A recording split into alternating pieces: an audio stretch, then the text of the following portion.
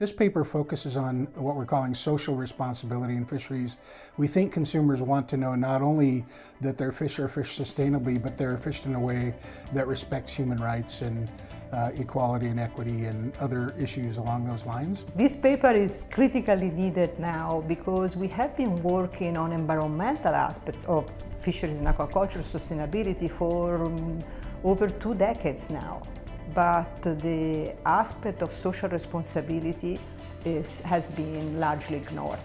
This paper represents a major shift in perspective. It was inspired by the news that came out in the last 2 years about slavery and labor practices in fisheries. The key thing that's important in this paper is the framework that we put forth on how to define socially responsible seafood. And it's very novel because it incorporates elements of food security and livelihoods, equality and equity of everyone along the seafood supply chain, and also human rights and equal access to resources. I hope that, first of all, there is a much larger investment into both science and action to promote the social responsibility is incorporated in fisheries and aquaculture, and so we just need to direct resources and effort, both in the research communities, NGO, philanthropic organizations, towards this really important problem.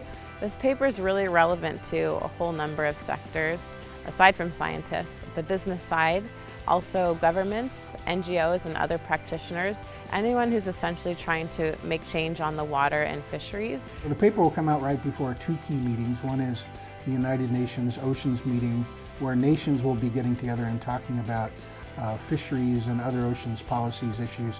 The other is the International Seafood Summit, where the businesses and producers and distributors of seafood get together. This year's meeting's in Seattle. So now that this is sort of at the forefront of the discussion, it's a great opportunity for scientists to sort of lead this discussion with good science and to really develop this definition of socially responsible seafood in a very holistic and comprehensive way. We're hoping to shift the discussion beyond environmental sustainability to sustainability that works for people who are engaged in that industry.